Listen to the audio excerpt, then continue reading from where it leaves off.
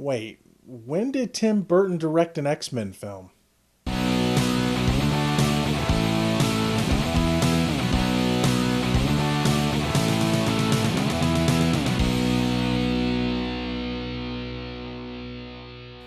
Hey everybody, I'm Gino Reynolds from The Real Gino. Today we're going to take a look at Miss Peregrine's Home for Peculiar Children.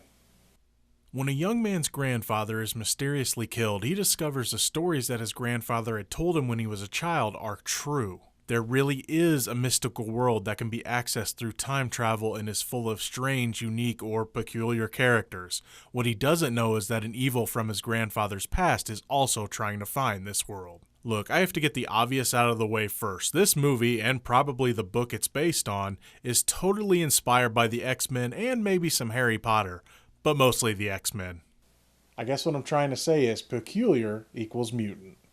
Given that I wasn't too impressed by the trailer for this movie, I was surprised with how much I was really enjoying it. Maybe it was because it felt familiar to the X-Men, or that it was about a group of outcasts, or that the actors in this, many of whom I really like, seem to be having a hell of a good time hamming it up and chewing the scenery. While I do have a few issues with the story and the pacing, I still found myself enjoying the characters, the atmosphere, and the story as a whole. When it came to the pacing, I just felt that the movie had to spend too much time setting up the characters and overall plot. That being said, at least the characters are interesting and so is the plot. Having those things to watch helped me with how slow the movie was for the first 2/3 or so. Also, for some, the familiar story might be a bit of a turnoff, but for some, it might actually help. I also felt that the story left a few holes that needed to be filled in the end. I won't count too much against it for that because this is based on a book series and they may be saving some of those answers for another movie if they get to make one. For me, the characters are by far the best part of this movie. Eva Green, who plays Miss Peregrine, acts out the character in a very over-exaggerated way. For me, she almost came off as a goth version of Mary Poppins.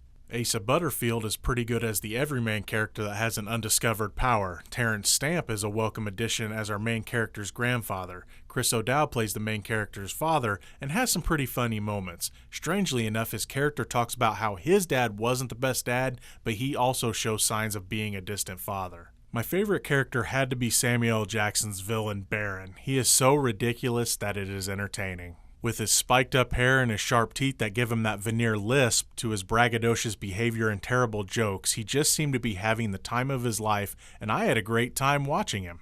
There is a scene that really stuck out for me, and it involved him eating an eyeball. Don't ask. And I could picture him channeling Jules Winfield saying, this is a tasty eyeball." When it comes to the style of the movie, it is definitely a Tim Burton film. I always find it interesting that children seem to be drawn to his strange designs in movies.